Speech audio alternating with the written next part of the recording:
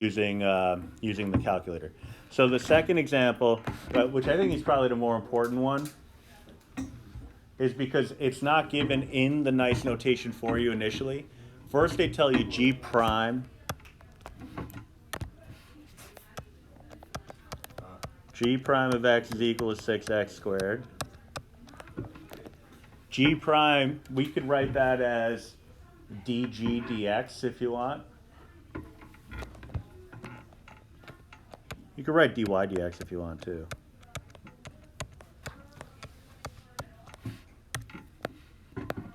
But since ultimately we're going to have answers that rely on g and x, why not just use this? Right? So that's our differential equation. Let's get it in differential form. dg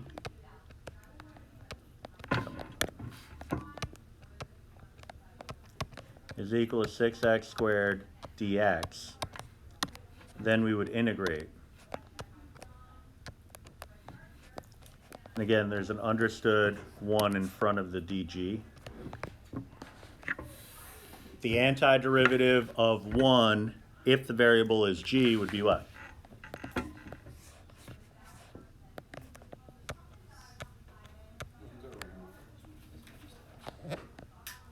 Well, if it was a dy, yesterday was y. If it was dx, yesterday was an x. So just g, yeah. And the antiderivative of 6x squared, 2x to the third plus c. All right, so that's our general solution. You could tuck in the of x if you want. It's really not required. G of x, they mean the same thing. All right.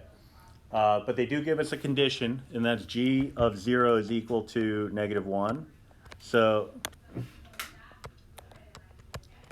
I know that if I replace each of my x's with a 0, the result should be equal to -1. So c equals -1. All right. The reason why I say that this is one of the more important examples is because it takes it from beginning to end in terms of the solution, because you have to work through the notation in order to get it into the right form. But also, that little added step at the end of maybe realizing that you never really had to show this work, because if you replace all of your x's with 0, they're all going to wipe away. And whatever the function is equal to, g of 0, whatever is equal to, is what your c value is going to be equal to. And if you recognize that, you can save yourself a little bit of work. And you'll see that for some of the problems on the next page, because these are kind of like the basis of word problems without the word problems. These are like we know that when you're dealing with word problems, the hardest part is the setup. After you get through that, it's usually okay. All right. So this is the part where you got the equation, you know what to do. We get to this page, now it's like I don't even know what to write. Jeez. So, yeah. Especially since it doesn't give you instructions regarding the calculus. It doesn't say find an antiderivative. It doesn't say anything like that. You just got to know. All right, so that's where the experience is going to come into play. A ball is thrown upward with an initial velocity of 64 feet per second with an initial height of 80 feet. Using the fact that the acceleration due to gravity is 32 feet per second squared, find the position function, giving the height as s as a function of t. All right. One thing you could do, if this were pre-calc or the beginning of this course, is use the position function formula, but we don't want to do that. We want to use our newfound knowledge of antiderivatives to get the job done here. So my first step is going to be to say, they tell us that a is equal to -32 feet per second squared. All right. Now, acceleration is defined as the derivative of velocity, or the rate of change of velocity. So I can make a change in notation here and call this, bless you, dv dt is equal to -32. And then additionally, I can say dv is equal to -32 dt.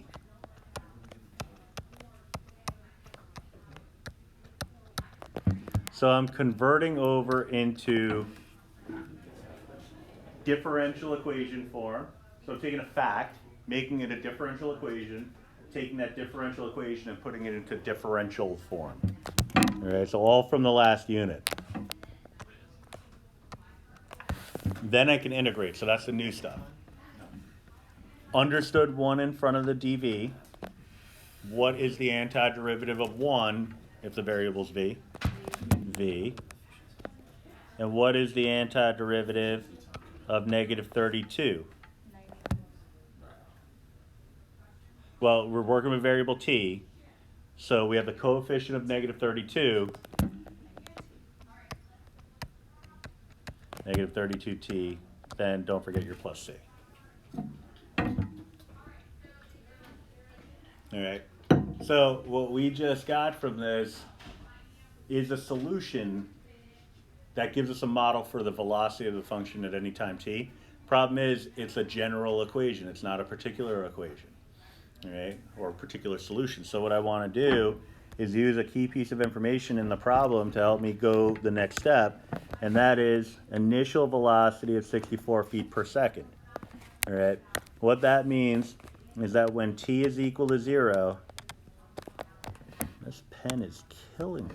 It used to be so great, like yesterday.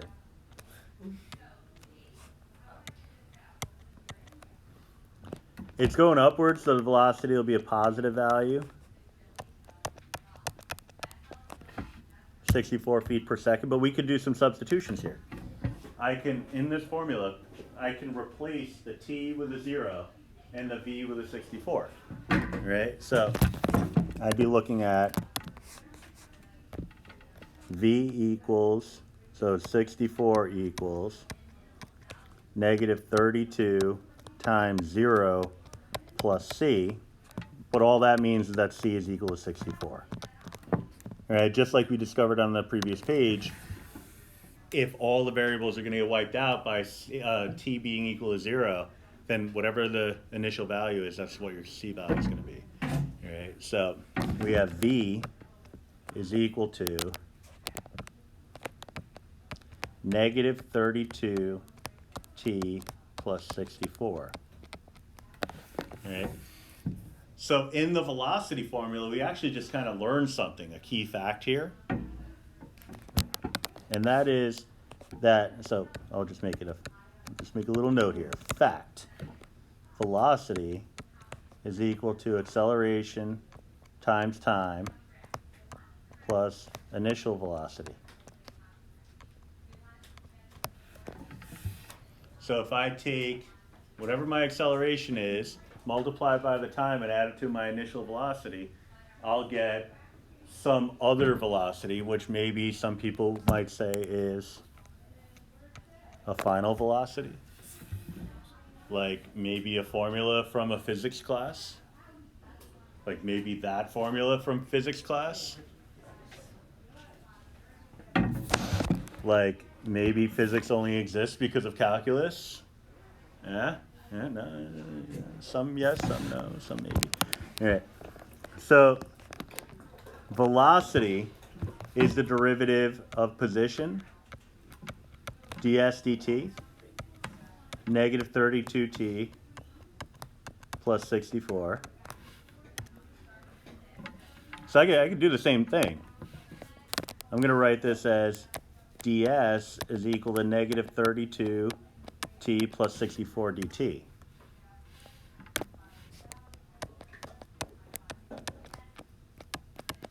Anti-differentiate both sides. Understood 1 in front of the ds, which becomes a what? S. Antiderivative of negative 32t. Negative 16t squared plus antiderivative 64. 64t plus c.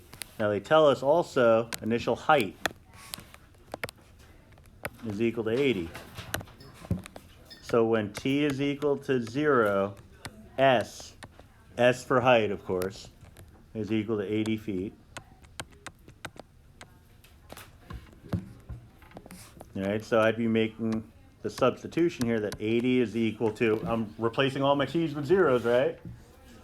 So 80 is equal to c. Right, so I would get s is equal to negative 16 t squared plus 64 t plus 80. But again, we arrive at another fact that we just discovered through integral calculus. But of course, you wouldn't be qualified to make this discovery until today or yesterday, because you got to learn derivatives to learn antiderivatives, right? So, but this is the same as s is equal to 1/2 at, because that acceleration, negative 16, is half of what, oh, sorry, negative 16 is 1/2 of what the acceleration was, t squared. That 64 is your initial velocity, and 80 is your initial height. So that formula, that position function, came from the concepts of integral calculus. All this stuff. Now, do you want to have to do that every single time you go to solve a problem? Look at all this. Of course not. Right? That's why we prove things, because what you do is you discover it the one time, you derive the formula the one time, so that you have some formulas that you can rely upon for future instances. All right? So, like in a physics class or pre-calc or algebra 1, algebra 2, whatever, you're given this formula and told, okay, just know this formula and you can do all these problems. That just buys time until you can understand where those formulas come from. But that's the general idea. Right. So the follow-up to this would be when does the ball hit the ground? Well, that's not even a challenging question now, because we've already done the calculus stuff. We had negative 16, s is equal to negative 16 t squared plus 64 t plus 80. All this question is asking you to do is determine the time in which the object is going to have a height of 0. So I'm going to replace my height with 0. Height with 0. I said it right. Look at that. I'm so used to apologizing for mistakes that I just, by default, do that. It's probably for the best. You solve this any way you want. You want to do it algebraically, that's fine. But I just kind of, I don't know how to describe it. The only way I guess I could say it is I have different ways of being in different classes. Like in an algebra class, I'm emphasizing the importance of knowing algebra to the point where I make them feel, for better or for worse, that like the world will come to an end if they don't know the algebraic concepts that I'm trying to impart upon them. And then I walk in here and I'm like, it ain't an algebra class. Do it any way you want. So, and that's the thing. Like every mathematical concept, scientific concept has its own importance, but at its own time. This is not the time to get yourself bogged down with algebra. What I would do is just take a look at the table. Where does it hit 0? At 5. I mean, where else does it hit 0? At -1. I don't really care about that, but I'll make a note of it. T would be equal to -1 or 5. If we could go back in time, I would take into account the -1, but we can't, so I won't. All right. Now, if you want to complete the square, use the quadratic formula, factor, or use some other crazy technique, you're welcome to do that. Rational root theorem, by all means. But the simplest approach is going to be the one that we want to use. All right, number 4. This is the last one we'll do together, but this is the spiciest one. And I have a little activity that we're going to do that actually involves an elevator and an accelerometer. So we get to ride this elevator? We will get to ride an elevator, yes. And we will get to use accelerometers. What's an accelerometer? Oh, it measures acceleration. Oh. Yeah. What does it look like? It looks like your phone. Oh. Yeah. No, not like a toy-ish? Yeah, I kind of wish. Toy. Yeah, it's not an ollie. At least? Although ollies do record acceleration. So can we maybe. use Ollie? I gotta see if Miss McLean is Bonus willing to. points. I gotta see if she's willing to give them up That's a for good idea. another period of time. Yeah, we'll see. What does she do? She's a computer science teacher. Come on, So Mr. she's Dan, teaching, we're better than that. she's teaching robotics and stuff. We can use them. Kind of needs robots for that. I'm sure they have plenty of robots. They should make Playing their- patty cake over there. Yeah. All right. He said sing that the cover Mm. song. Oh, okay. I'm sorry. I forgot how it goes. Starts off patty cake, patty cake. I believe there's a baker involved. The elevator in a building past the 50th floor with a velocity of -8 meters per second and an acceleration of this. And honestly, this is the most unrealistic part of the problem. The acceleration of 1/9 t minus 5 meters per second squared. Not the function itself, the fact that they came up with a function, period. Right? So, like, if I'm sitting in, like, an office building, waiting for an elevator on the 50th floor, perhaps, like, none of this information is going to be available to me. I'm just going to be thinking, like, this elevator's taking a long time to get here. And then when I get on it, I'll be like, man, are we going to stop at every floor? Like, what's going on here? Is this, like, right out of the movie Elf? Like, I don't know. Like, this information is not realistic, but at least it gives you an idea. Like, just the actual motion of it. But the most important component is that we're dealing with variable acceleration. And this is really our first journey into that area. And it's kind of an interesting journey because really, if you think about it, like a lot of your explorations, especially if you have not taken a physics class, a lot of your explorations involving acceleration involve constant acceleration due to gravity, over and over again. Really, Ollie was the first time you really played around with variable acceleration, but this time we're really going to get into the mathematics behind it, and you needed to know antiderivatives in order to be able to handle that. All right, so I have A equal to, I'm going to write it as 1/9 t minus 5/9 meters per second squared. I'm going to do that for the purpose of just making life easier in the integration process. Again, A is thought of as dv dt.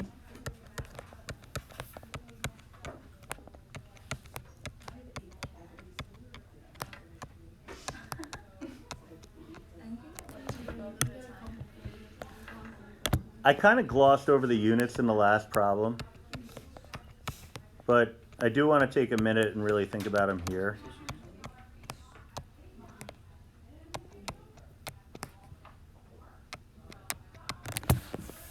So when I get it into differential form, there's one little thing that you should at least consider. You don't have to write it out every time, but you should just have it in the back of your mind.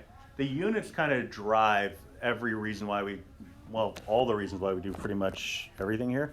And that is because the operations that we apply on the numerical quantities also apply to the units. All right, so when I multiply both sides by dt, I'm also multiplying by the units that go along with them. All right, so I have the units here, meters per second squared, multiplied by just seconds. And so what would I get if I multiplied the fraction m over s squared by s? M over s, or meters per second. All right, so these two things together would give me my new units for my new expression. Once I integrate, your velocity, the antiderivative here, will necessarily have to be in the units of meters per second. All right, so not only are we getting formulas out of this, we're getting a justification for the change in units. All right, so it's really like you're not only taking derivatives and antiderivatives of functions, but the units themselves as well. All right, so what is the antiderivative of 1/9t? Would be 1/18. It sure would. And what about 5/9? On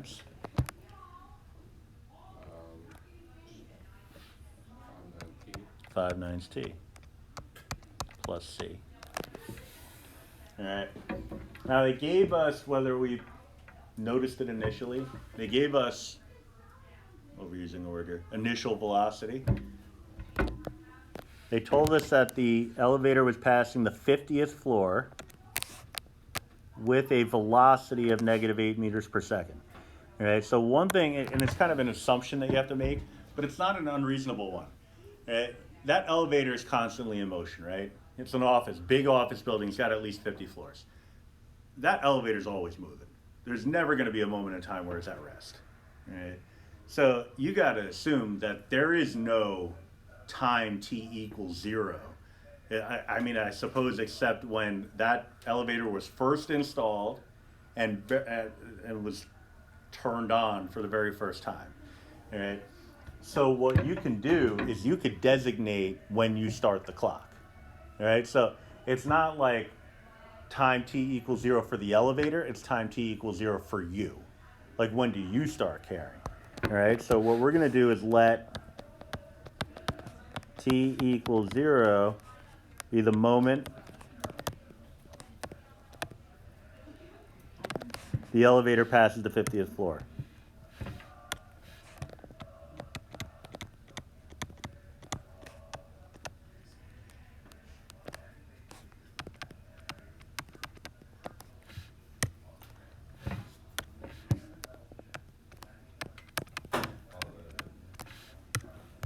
That'd be great. I was just thinking, like, if every time I made like some really impactful point in class, like something that's like really, really important, something that's like, wow, that was really amazing what you just said, that there would be some like operatic chorus going on in the background. You know. Sing. Yeah, but like I'm talking about like the full-bodied, like, you know, like what just happened there. Because if that were timed like just a few minutes earlier, it would have been like, oh, yeah, it would have been great. Didn't happen though. Didn't happen. So if t equals 0 is the moment that the elevator passes the 50th floor, we know that that corresponds with an initial velocity or a velocity of -8. Then what we're going to get out of this is that -8 is going to equal, well, I'll write it out this time, but you wouldn't really have to because all this stuff's going to cancel.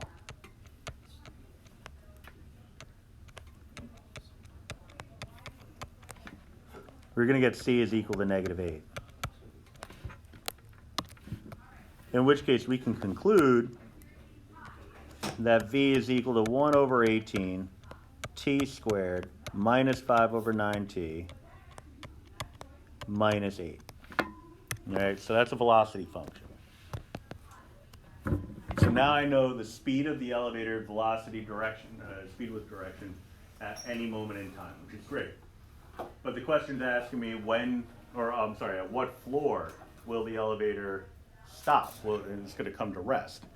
All right, so I would need to do a couple of things.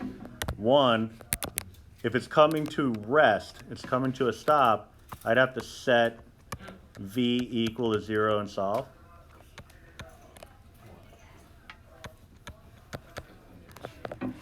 But I also need the antiderivative of this function. So s is going to be equal to, I'll just write it out over here.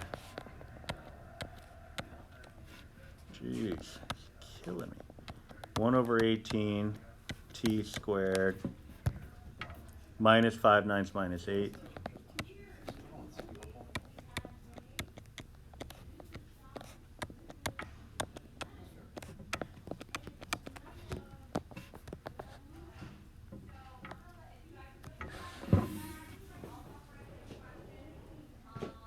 So I have to anti-differentiate this. Once I do that, I'll have my position function, but I'm still going to have to take into account this piece of information. All right. So what is the antiderivative of 1 over 18 t squared?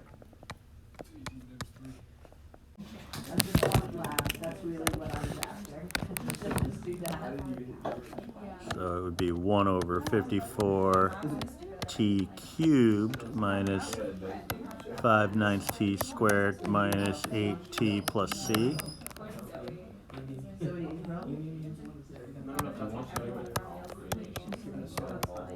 Might as well write the steps out now.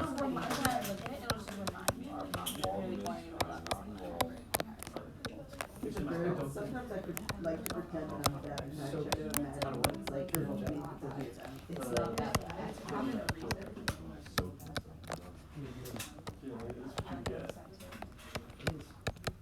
54 t cubed. I almost wrote squared again. I can't stop myself sometimes.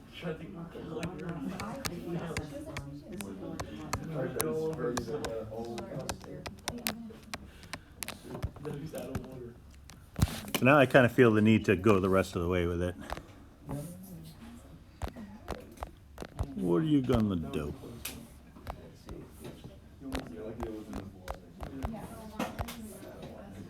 Minus 8.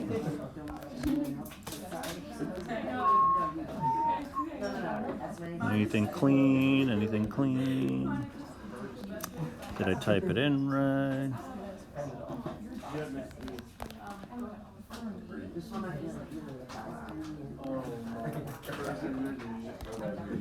Nice.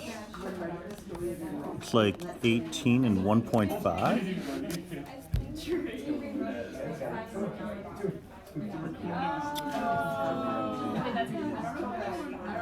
Oh, I am batting 1,000 now. Thank you. Thanks, Una. So right here, here, and here, like all over here, right? Thank you.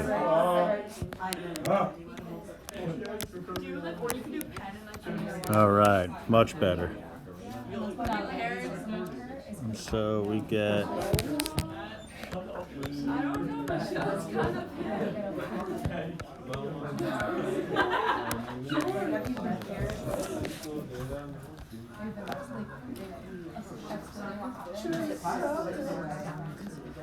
I think it's 18 is the solution.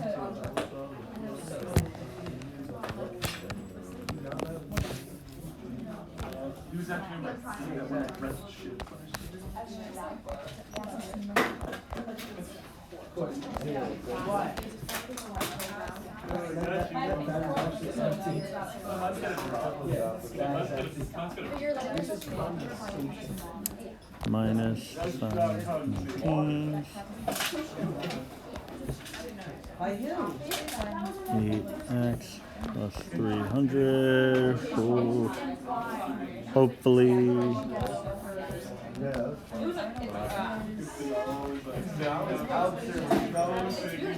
So 174 it looks like. Divide that by 6. So it should be the 29th floor.